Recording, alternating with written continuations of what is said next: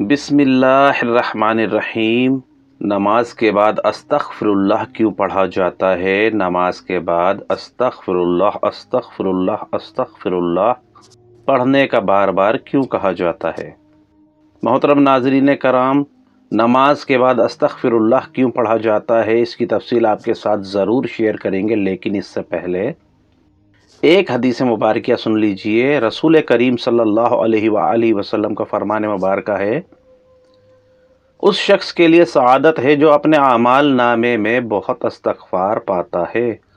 استغفر اللہ پڑھنے سے حکم الہی کی تعمیل ہوتی ہے، استغفر اللہ پڑھنے سے رزق میسر آتا ہے اور اس میں اضافہ ہوتا ہے۔ استغفر اللہ جنت کے داخلے کا پروانہ ہے۔ استغفر اللہ پڑھنے سے گناہ ختم ہوتے ہیں اور خطائیں مٹ جاتی ہیں۔ استغفر اللہ مرنے کے بعد آدمی کے درجات بلندی کا باعث ہے۔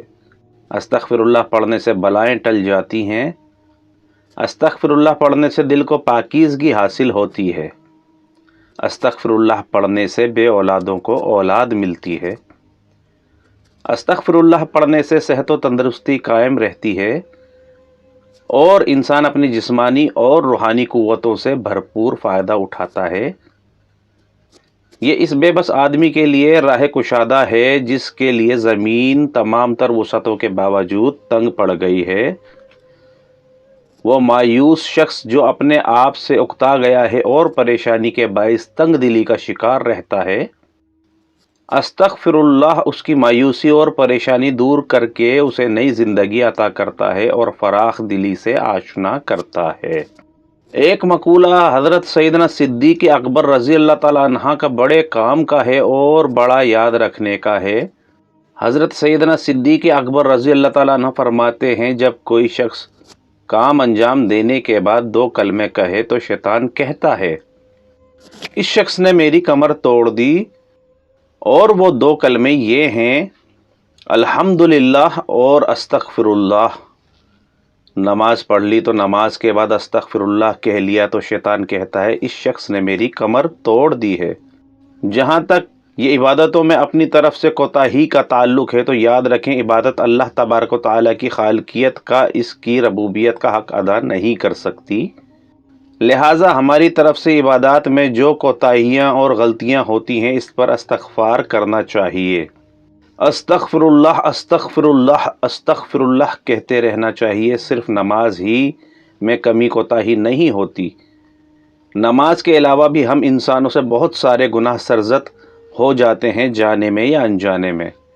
صحیح حدیث میں ہے کہ رسول کریم صلی اللہ علیہ وآلہ وسلم کا یہ معمول تھا، جب بھی نماز سے فارغ ہوا کرتے تو نماز سے فارغ ہونے کے بعد فوراً 3 مرتبہ فرماتے، استغفر اللہ استغفر اللہ استغفر اللہ۔ تو سوال یہ پیدا ہوتا ہے کہ استغفار کے معنی گناہوں سے معافی مانگنا۔ آدمی نے جب کوئی گناہ کیا ہو تو استغفار کرے، جب کوئی غلطی کی ہو تو معافی مانگے، جب کوئی گناہ ہی نہیں کیا ہو تو نماز کے بعد استغفار کا کیا مطلب ہے؟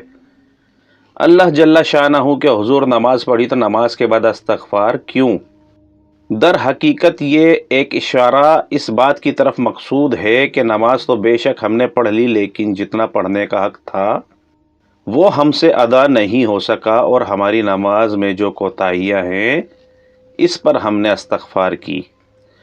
حضرت اماں عائشہ صدیقہ رضی اللہ تعالیٰ عنہ نے نبی کریم صلی اللہ علیہ وآلہ وسلم سے پوچھا کہ یہ عجیب بات ہے کہ ساری رات تو کھڑے ہو کر اللہ تبارک و تعالیٰ کی عبادت کرتے رہے، صبح کو استغفار کس بات کا کرتے ہیں، اپنے گناہوں کا یا کسی اور بات کا؟ تو نبی کریم صلی اللہ علیہ وآلہ وسلم نے ارشاد فرمایا کہ اے عائشہ، وہ استغفار اپنی رات کو کی گئی عبادت کی وجہ سے ہیں کہ رات کو کی گئی عبادت میں اے اللہ میں تیری ربوبیت کا حق ادا نہیں کر سکا، اس واسطے سے استغفار کرتے ہیں۔ قرآن کریم میں اللہ تعالیٰ نیک بندوں کی تعریف کرتے ہوئے فرماتا ہے، یہ وہ لوگ ہیں جو رات میں بہت کم سوتے ہیں، یعنی رات کے وقت اللہ تعالیٰ کی بارگاہ میں کھڑے ہوتے ہیں، عبادت کرتے ہیں، اللہ تعالیٰ کے حضور نماز پڑھتے رہے ہیں۔ سحری کے وقت وہ اللہ کے حضور استغفار کرتے ہیں۔ خود نبی کریم صلی اللہ علیہ وآلہ وسلم ساری رات کھڑے ہو کر آپ کے پاؤں مبارک پر ورم رہا، مگر پھر بھی فرما رہے ہیں کہ اے اللہ، ہم تیری عبادت کا حق ادا نہیں کر سکے، اے اللہ ہم تیری معرفت کا حق ادا نہیں کر سکے۔ نبی کریم علیہ الصلاۃ والسلام اپنی امت کو یہ سبق فرما رہے ہیں کہ ہم امت کس طرح حق ادا کر سکتی ہے اللہ پاک کی عبادت کا، کیونکہ انسان اللہ تعالیٰ کی عبادت کا حق ادا نہیں کر سکتا۔ تو اس صورت میں یہ بتایا کہ اللہ تعالیٰ کی عبادت کے بعد استغفار کر لیا کرو، ان کی رحمت ایسی ہے کہ وہ عبادت کو، کوتاہیوں کو اور غلطیوں کو معاف کرنے والا اور تلافی فرمانے والا ہے، اور وہی چیز عطا فرمائے گا جس کا اللہ رب العزت نے وعدہ فرمایا ہے۔ حضرت انس رضی اللہ تعالیٰ عنہ سے مروی ہے کہ نبی کریم صلی اللہ علیہ وآلہ وسلم نے فرمایا، نگرانی کرنے والے دو فرشتے یعنی اعمال لکھنے والے اللہ تعالیٰ کی بارگاہ میں کسی بھی روز کسی بھی شخص کا اعمال نامہ پیش کرتے ہیں اور اول و آخر استغفار ہوتا ہے، تو اللہ رب العزت فرماتا ہے کہ میں نے اپنے بندے کا وہ سب کچھ معاف کر دیا جو اعمال نامے کے اول و آخر کے درمیان میں ہے۔ شیطان کا حربہ عبادت کے بارے میں دو ہی قسم کا ہوتا ہے۔ ایک حربہ اس کا یہ ہوتا ہے کہ وہ عبادت کے بارے میں بندے کو تکبر و ناز میں مبتلا کر دیتا ہے کہ میں بڑا عبادت گزار ہو گیا ہوں، میں اللہ تعالیٰ کی بڑی عبادت کی۔ بندے کے دل میں عبادت پر ناز اور گھمنڈ پیدا کرتا ہے تو الحمدللہ کا لفظ شیطان کی کمر توڑ دیتا ہے کہ جو میں نے کیا در حقیقت توفیق کسی اور کی ہے، یہ سب کچھ اسی کی عطا ہے۔ دوسرا حربہ شیطان کا یہ ہوتا ہے کہ شیطان اس بات پر لگا دیتا ہے کہ تیری عبادت کیا، تیری نماز کیا، تیرا سجدہ کیا، اور اس سجدے کی ناقدری کر کے دل میں مایوسی پیدا کرتا ہے کہ ساری عمر ہو گئی نماز پڑھتے پڑھتے، لیکن نماز پڑھنے کا جو حق تھا وہ ہم سے ادا نہیں ہو سکا۔ جب وہ حق ادا نہیں ہوتا تو نماز پڑھنے کا کیا فائدہ؟ یہ مایوسی شیطان دل میں پیدا کرتا ہے۔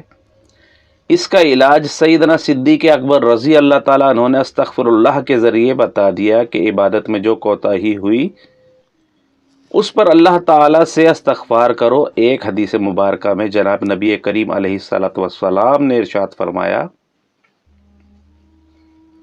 جو کوئی استغفار کو لازم پکڑے اللہ تعالیٰ اس کے لیے ہر تنگی میں آسانی، ہر غم میں دوری پیدا فرمائے گا اور اسے ایسی جگہ سے رزق نصیب فرمائے گا جہاں سے اس کا گمان بھی نہ ہو۔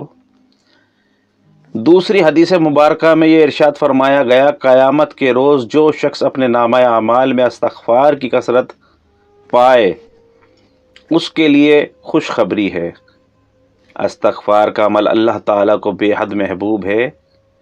ایک حدیث مبارکہ میں جناب نبی کریم علیہ الصلاۃ والسلام نے ارشاد فرمایا، جب بندہ اللہ تعالیٰ سے توبہ کرتا ہے تو توبہ اس کی توبہ سے رب کریم اس سے راضی اور خوش ہوتا ہے جتنا تم میں سے کوئی اس وقت ہوتا ہے جب وہ اپنی سواری پر جنگل اور بیابان میں جا رہا ہو، اچانک وہ سواری اس سے گم ہو جائے، اس حال میں کہ اس پر اس کا کھانا پینا بھی رکھا ہو، اور وہ اس کی واپسی سے مایوس ہو جائے اور ایک درخت کے سائے میں آ کر لیٹ جائے۔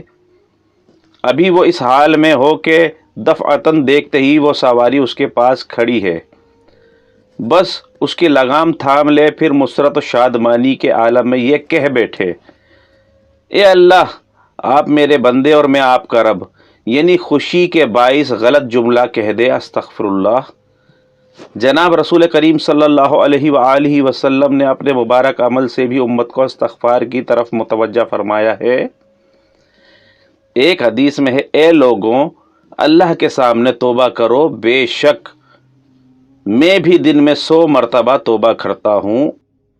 محترم ناظرین کرام، اللہ رب العزت سے دعا ہے کہ اللہ رب العزت اس کو سمجھنے اور اس پر عمل کرنے کی توفیق عطا فرمائے، آمین ثم آمین۔ آپ کو ویڈیو اچھی لگی ہے تو ویڈیو کو لائک کیجئے، چینل کو سبسکرائب کیجئے، دوستوں کے ساتھ شیئر کیجئے۔ السلام علیکم ورحمۃ اللہ۔